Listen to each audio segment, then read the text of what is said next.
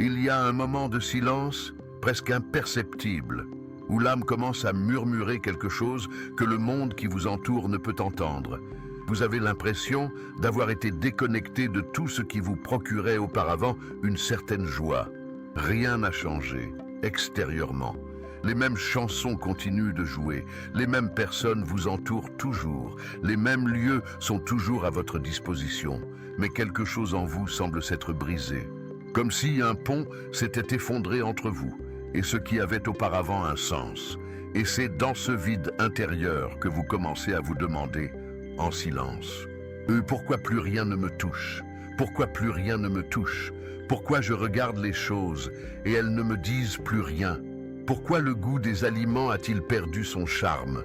Pourquoi les rires semblent-ils forcés? Pourquoi la beauté semble-t-elle artificielle et lointaine? Et peut-être êtes-vous en train de vivre exactement cela en ce moment. Peut-être êtes-vous arrivé à ce point où ce qui était auparavant agréable est devenu monotone, sans couleur, sans vie. Et tout cela peut sembler effrayant, voire désespérant, car on nous a enseigné que la vie doit être vécue intensément, que la joie doit être recherchée, que l'enthousiasme est un signe de bonne santé et que son absence est un signe d'échec émotionnel.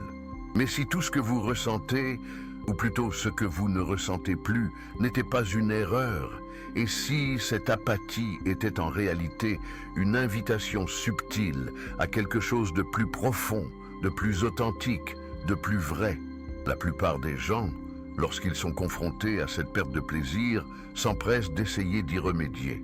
Ils changent de ville, changent de relation, recherchent de nouveaux stimuli, se plongent dans des cours, des projets, des voyages, des thérapies.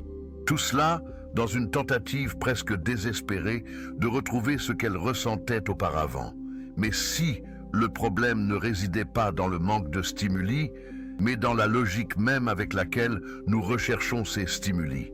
Et si, au fond, la joie que nous connaissions n'était qu'une réaction conditionnée, une réponse mécanique au soulagement d'une tension, la faim et la nourriture, la solitude et la compagnie, ennui et distraction. Je veux dire, et si nous confondions la faim de l'inconfort avec le plaisir authentique? Si c'est le cas, il n'est pas difficile de comprendre pourquoi tout semble vide maintenant. C'est parce que vous avez commencé à réaliser que vous tourniez en rond, que votre joie était toujours liée à une absence, que votre plaisir n'était que l'intervalle entre deux douleurs. Et lorsque l'âme prend conscience de cette dynamique, il n'y a plus de retour en arrière possible. Le jeu perd de son intérêt. La musique ralentit. La quête perd son sens. C'est comme si vous aviez passé toute votre vie à observer des ombres sur un mur et que soudain, vous réalisiez qu'il y a une lumière beaucoup plus intense derrière, mais que vos yeux ne s'y sont pas encore adaptés. Tout semble obscurci, sans contraste, sans les pics d'euphorie que vous appeliez bonheur. Et au milieu de ce processus, il est courant de penser que l'on est en train de tomber malade, que c'est peut-être la dépression, que quelque chose s'est brisé en vous. Mais si en réalité quelque chose avait enfin commencé à s'aligner, et si cette absence de plaisir n'était que le silence nécessaire avant la naissance d'un nouveau type de perception, quelque chose de plus stable, de plus profond, de moins dépendant des circonstances extérieures. Peut-être êtes-vous fatigué de vous distraire. Peut-être que votre esprit essaie de vous ramener au présent. Pas le présent en tant que concept, mais en tant qu'expérience réelle. Et cette expérience, au début, semble fade, ennuyeuse, voire fastidieuse. Car nous sommes accros à la dopamine, à la nouveauté, aux stimuli constants. L'absence de bruit ressemble à de l'angoisse. Mais toute angoisse n'est pas un signe d'échec. Certaines ne sont que la vieille peau que l'on laisse derrière soi. La question qui se pose est la suivante. Pouvez-vous supporter ce processus sans essayer de l'interrompre? Pouvez-vous ne pas fuir, ne pas dissimuler, ne pas retourner vers les anciennes sources de plaisir, simplement parce que le silence vous donne le vertige? Car c'est là, exactement là, que commence la renaissance, dans la mort lente et douloureuse des anciennes formes de satisfaction. Et ce qui vient ensuite n'est pas un nouveau plaisir plus intense, plus puissant, plus sophistiqué, Non, ce qui vient est quelque chose de beaucoup plus simple, presque imperceptible. C'est une présence tranquille, une quiétude vivante, un sentiment que même si rien de spécial ne se passe, tout va bien. Même sans joie, sans euphorie, sans grand objectif, il y a quelque chose en vous qui reste intact, un état de suffisance, de contentement calme. Et ce n'est peut-être pas ce que vous souhaitiez entendre.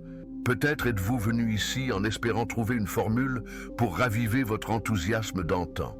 Mais si le véritable soulagement ne consistait pas à retrouver votre ancienne joie, mais à cesser de ressentir le besoin d'y recourir, et si la liberté résidait précisément dans la rupture de cette dépendance, car ce que nous appelons la joie n'est peut-être qu'une addiction aux sensations agréables, et ce que nous appelons l'apathie est peut-être le début d'une libération.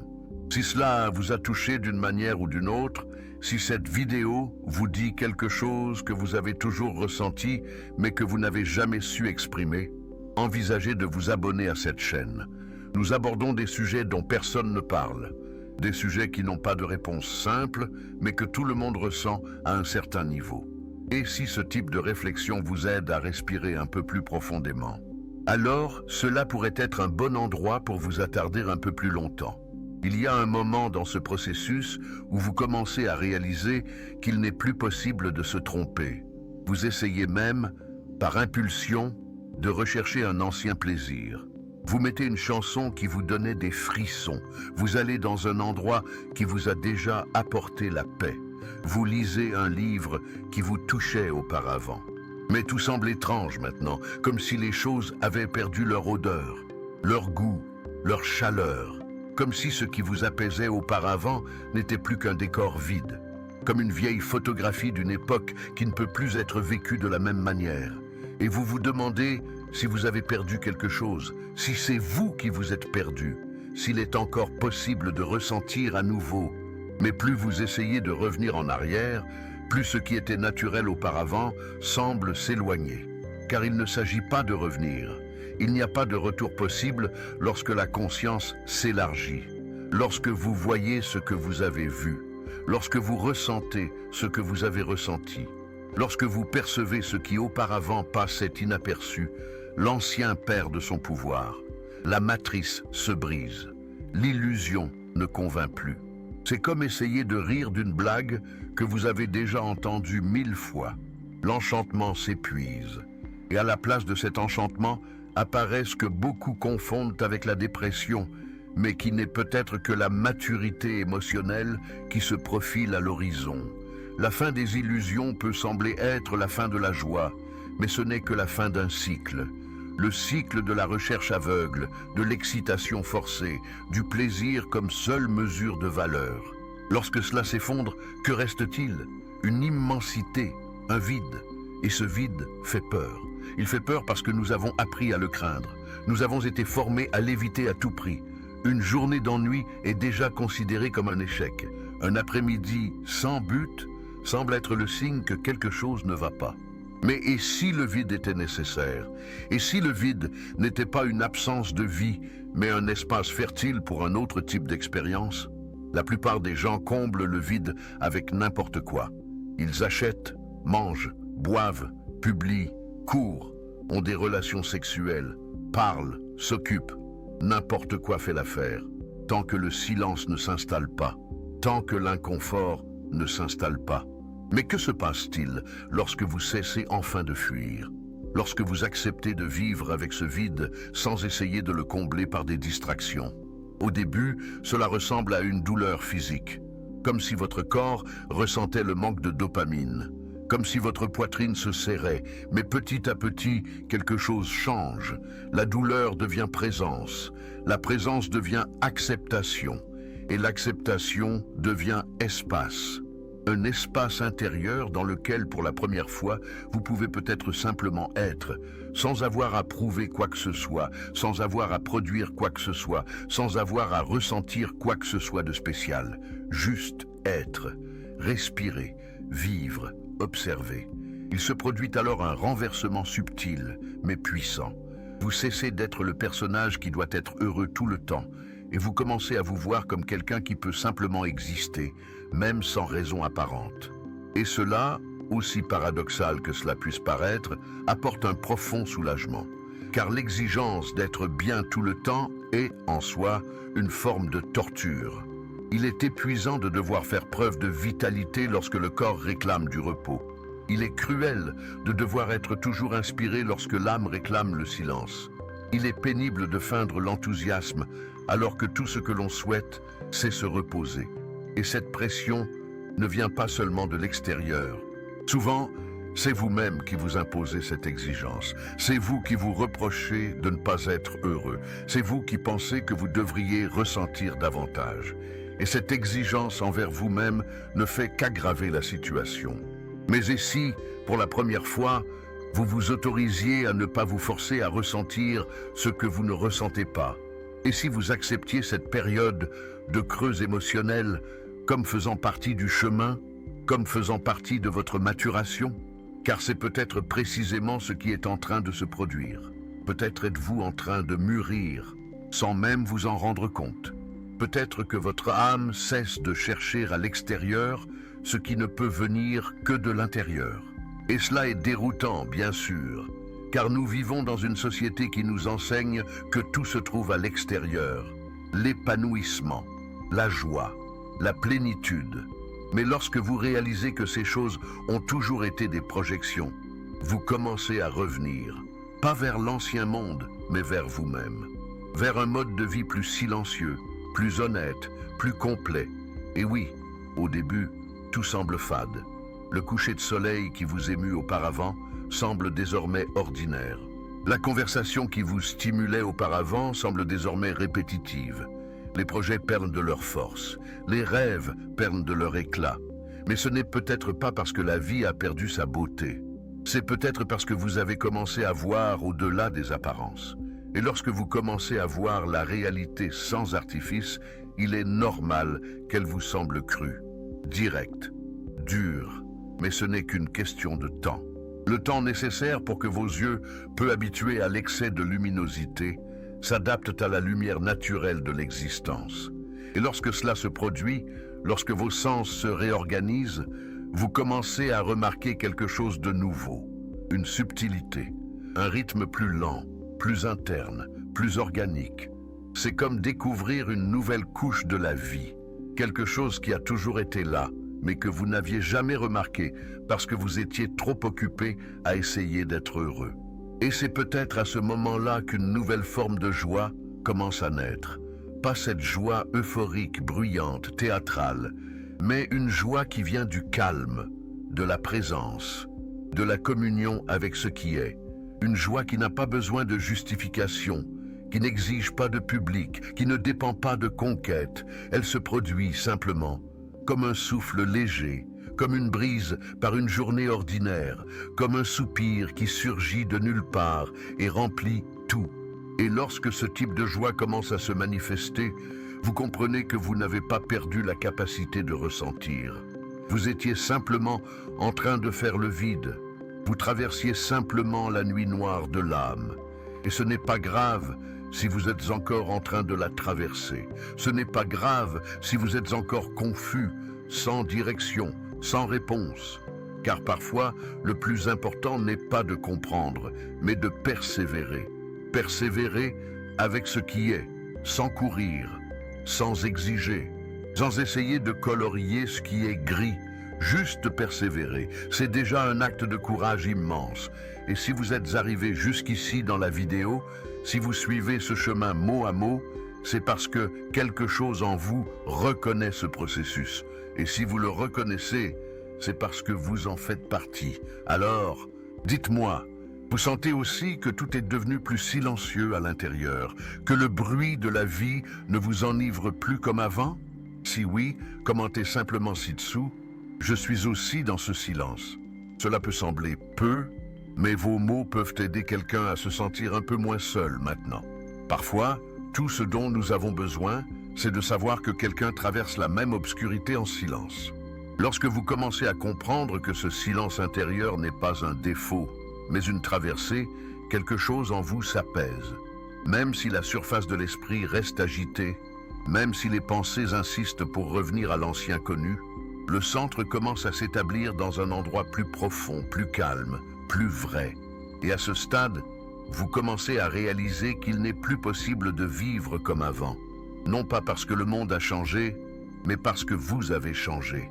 Vous ne pouvez plus feindre l'enthousiasme pour des choses qui ne résonnent pas avec votre vérité.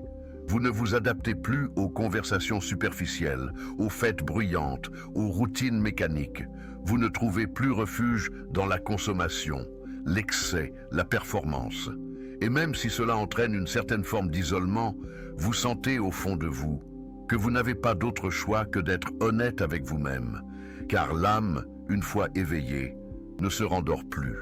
Et même si le monde vous dit que vous devez être heureux, motivé, productif, votre propre nature commence à vous suggérer que ce n'est peut-être pas la voie à suivre, que peut-être le but de la vie n'est pas d'être stimulé en permanence, mais plutôt de maintenir une conscience éveillée dans l'ordinaire, se réveiller, respirer, observer, exister, sans précipitation, sans fuite, sans besoin de prouver que tout va bien. Car être bien, en réalité, n'a peut-être jamais consisté à ressentir du plaisir en permanence. Peut-être s'agit-il d'être en paix avec ce qui est, même si ce qui est semble vide, monotone ou dénué de sens. Et à ce moment-là, quelque chose de nouveau naît. Pas une émotion bouleversante, pas une révélation grandiose, mais une confiance silencieuse, une connaissance qui ne passe pas par l'intellect, une sorte de foi qui n'a pas besoin de mots. C'est comme être au milieu de nulle part et pourtant se sentir ancré, comme être dans le noir et savoir que, même sans voir, il y a un sol ferme sous ses pieds. C'est le début d'une nouvelle phase, une phase où vous n'avez plus besoin de vous identifier aux hauts et aux bas émotionnels, une phase où vous ne mesurez plus la qualité de votre journée à la quantité de bonnes choses qui se sont produites, une phase où la vie cesse d'être un projet à gérer et devient un mystère à habiter. Et cet habiter exige de la présence, il exige de l'abandon, il exige de l'humilité pour ne pas tout comprendre, pour accepter que vous ne ressentirez peut-être plus jamais les choses comme avant, mais que ce n'est pas la fin de votre sensibilité, c'est simplement la fin d'un cycle et le début d'un autre, plus silencieux, plus subtil, plus authentique. C'est comme quitter une maison bruyante où tout était stimulation, et entrer dans une forêt dense, où le son est différent, où la vie bat à un autre rythme. Au début, cela vous semble étrange. Vous pensez qu'il n'y a pas de vie là-bas, mais petit à petit, vous commencez à percevoir les détails. Le vent qui agite les feuilles, le chant lointain d'un oiseau, le souffle des arbres, la danse de la lumière entre les branches. Et alors, vous comprenez, ce n'est pas que la vie a perdu son charme, c'est qu'elle exige désormais plus d'attention, plus de présence, plus d'écoute. Et lorsque vous vous abandonnez enfin à ce nouveau rythme, une nouvelle joie commence à naître. Pas cette joie qui explose en éclats de rire, mais celle qui se cache dans les petits détails, dans les moments de silence partagé, dans les regards qui ne demandent aucune explication, dans les promenades sans destination, dans les respirations conscientes. C'est la joie qui n'a pas besoin d'être conquise. Elle n'est pas au bout d'une quête, elle est au milieu du chemin. Elle est maintenant, et c'est peut-être pour cela que tant de gens l'ignorent, parce qu'ils courent trop vite pour la remarquer. Ils essaient d'atteindre quelque chose qui est déjà là. Cette nouvelle joie est trop simple pour l'esprit, mais parfaite pour le cœur. Et lorsqu'elle s'installe, même pour de brefs instants, vous comprenez ce que les maîtres ont toujours dit, que la vie n'a pas besoin d'adjectifs pour être complète, que l'être suffit, que le présent est entier, et que vous, tel que vous êtes, même sans euphorie, même sans grande réalisation, même sans ressentir ce que vous pensiez devoir ressentir, vous êtes déjà suffisant. Non pas parce que vous avez fait quelque chose pour le mériter, mais parce que l'existence elle-même porte déjà en elle le sceau de la plénitude. Et si tout cela a du sens pour vous, si quelque chose dans cette vidéo a touché des parties de vous-même qui étaient oubliées ou silencieuses, je vous invite sincèrement à vous abonner à cette chaîne. Non pas comme quelqu'un qui suit un contenu de plus, mais comme quelqu'un qui trouve un espace de silence partagé, un endroit où la douleur est respectée, où le vide n'est pas considéré comme un échec, où le processus est accepté, même lorsqu'il n'a ni nom, ni forme, ni solution. Si vous estimez avoir besoin de plus d'espace comme celui-ci, envisagez de rester avec nous. Car parfois, tout ce dont nous avons besoin, c'est d'un subtil rappel que nous ne sommes pas seuls sur ce chemin. Et si vous le pouvez, partagez cette vidéo avec quelqu'un qui vit peut-être ce même silence intérieur. C'est peut-être exactement ce dont cette personne avait besoin d'entendre en ce moment.